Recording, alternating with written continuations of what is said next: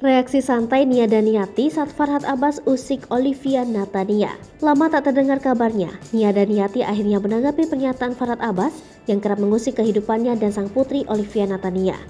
Sebelumnya, Farhad Abbas mengaku tidak kaget dengan kasus Olivia Natania yang berulah lagi.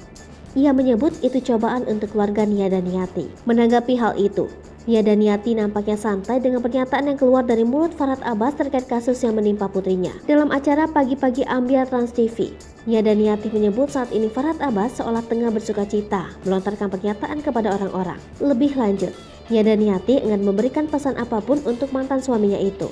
Ia justru memberikan pesan pengingat untuk diri sendiri.